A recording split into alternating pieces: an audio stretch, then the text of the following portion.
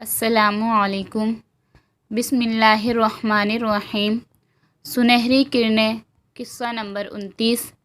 مجھے کوئی ندامت نہیں۔ اسلام تاریخ میں جن نامور اور بہادر خواتین کا تذکرہ آیا ہے ان میں زرقہ بنت عدی بن غالب بن قیس ہمدانیہ کا ذکر بھی ہے۔ یہ کوفہ کی رہنے والی تھیں اور حضرت علی رضی اللہ عنہ کی پرجوش حامی تھیں۔ اپنے رشتہ داروں سمیت جنگ صفین میں شامل تھیں۔ انہوں نے لڑائی کے دوران فوجیوں سے متعدد بار خطاب کیا اور فصاحت و بلاغت کے دریا بہا دیے، جس سے فوجی اور زیادہ جوش و خروش سے لڑنے لگے۔ ان کے حوالے سے تاریخ نے ایک دلچسپ مگر سبق آموز قصہ محفوظ کیا ہے۔ آئیے نصف نازک سے تعلق رکھنے والے کوئی ایک خاتون کی جواں مردی اور حق گوئی کا مطالعہ کیجیے۔ امیر معاویہ رضی اللہ عنہ سن ہجری 41 میں خلافت سنبھال چکے تھے۔ مسلمانوں میں صلح ہو چکی تھی۔ کبھی کبھار جنگوں کے حوالے سے بعض مجالس میں تذکرہ ہو جاتا۔ ایک رات حضرت امیر معاویہ رضی اللہ عنہ اپنے بعض خاص ساتھیوں کے ہمراہ مجلس میں بیٹھے تھے۔ اچانک کسی نے جنگ صفین کا تذکرہ کر دیا۔ اہل کوفہ کی جواں مردی کا تذکرہ ہوا تو زرقہ کا بھی نام لیا گیا۔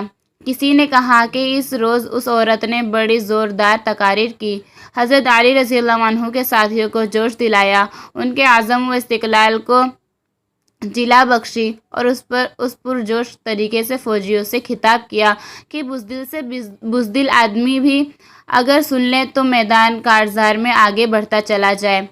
چنانچہ اس کے خطاب کی وجہ سے کتنے ہی لوگ جو میدان جنگ سے پلٹ رہے تھے لوٹ آئے، جو صلح و عطشی کی طرف مائل تھے میدان کارزار میں گھس گئے۔ ان کے الفاظ کیا تھے؟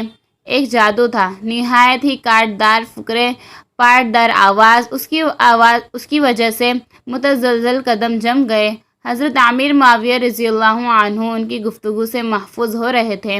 اتنی عظیم عورت، یہ درست ہے کہ وہ مخالف گروپ سے تعلق رکھتی تھی، مگر اس نے ایک عورت ہونے کے باوجود پامردی کا ثبوت دیا۔ اس کے استقلال اور ثابت قدمی سے وہ خاصے متاثر تھے۔ اچانک سوال کیا، ساتھیو، اس عورت کی تقریروں کے اقتباسات کس کو یاد ہیں؟ بہت سو نے جواب دیا، ہاں کیوں نہیں، وہ الفاظ کوئی بھولنے والے نہیں تھے، کم و بیش سب کو یاد ہیں۔ امیر معاویہ رضی اللہ عنہ نے ایک اور سوال کر دیا، فما تشیرون علیہ فیہا، اس عورت کے بارے میں مجھے کیا مشورہ دیتے ہو؟ بہت سو نے اس عورت کے قتل کا مشورہ دیا، مگر امیر معاویہ رضی اللہ عنہ جو عرب کے نہایت ذہین و فطن آدمی تھے، یوں گویا ہوئے، بئس ما اشرتم بہ قبحا لما قلتم ایحسن ان یشتہر عنی اننی بعدما ظفرت وقدرت قتلت امرأة وفت لصاحبها انی اذا للئیم لا واللہ لا فعلت ذلک ابدا۔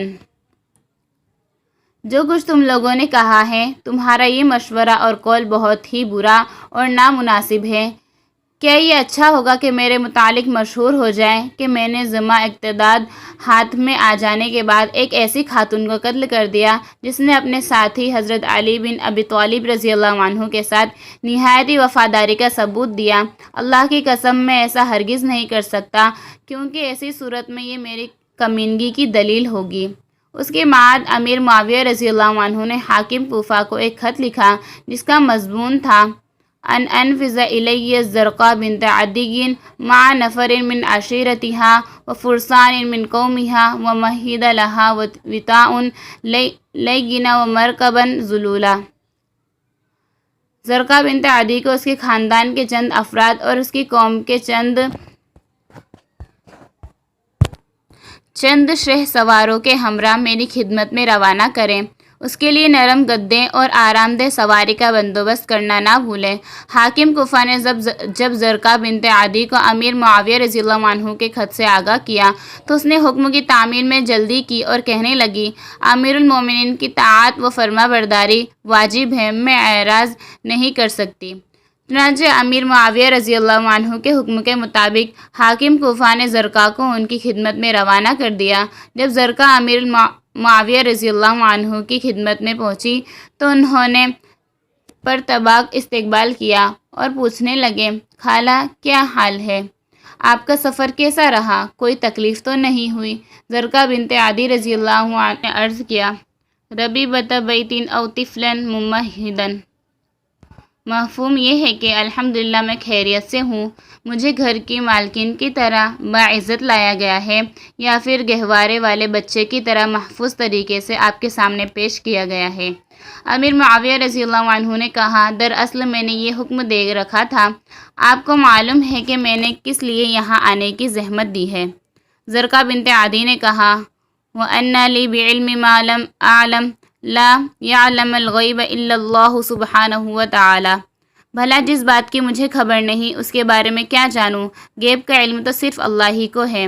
امیر معاویہ رضی اللہ عنہ نے کہا، صفین کی جنگ میں تم نے حضرت علی بن ابی طالب رضی اللہ عنہ کے ساتھیوں کو میرے خلاف جنگ پر ابھارا تھا اور انہیں اپنے پرجوش خطاب سے غیرت دلا رہی تھی، اور تم ہی وہ عورت ہو جس کی چرپ و زبان نے نہ جانے کتنے بزدلوں کو ہمت و شجاعت سے بہرور کر دیا، جو میرے خلاف اندھا دھن تلواریں چلانے لگے۔ تمہیں یہ کہتے ہوئے بھی سنا گیا کہ سورج کی تابناک روشنی میں چراغ کی کوئی اہمیت نہیں اور چاند کا مقابلہ تارے نہیں کر سکتے، اس لیے اب تم مردانہ وار لڑو، صبر و استقلال کا دامن ہاتھ سے نہ چھوڑو، اسی میں تمہارے سر بلندی ہے، جیو تو شان سے، مرو تو شان سے، اور جان لو ان خضاب النساء الحناء و خضاب الرجال الدماء۔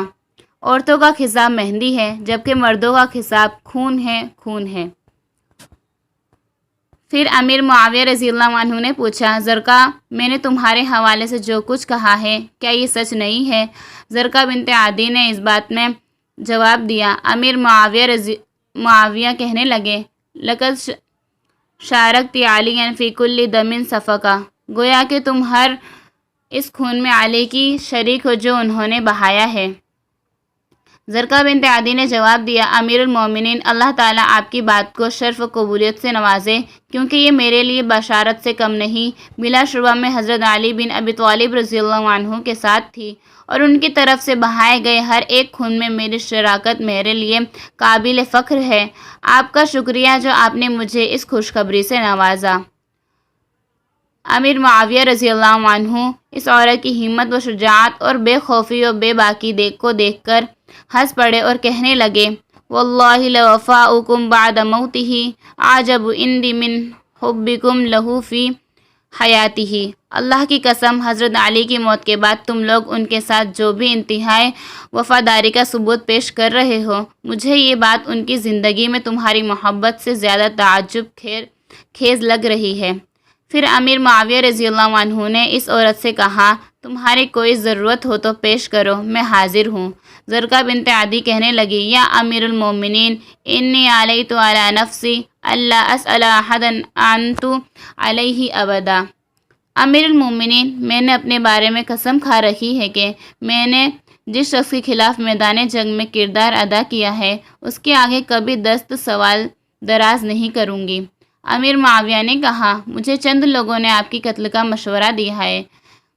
زرقہ کہنے لگی، مشورہ دینے والے کم ظرف لوگ ہیں، آپ اگر ان کی بات مان کر مجھے قتل کر دیں گے تو پھر آپ کا شمار بھی انہی جیسے لوگوں میں ہوگا۔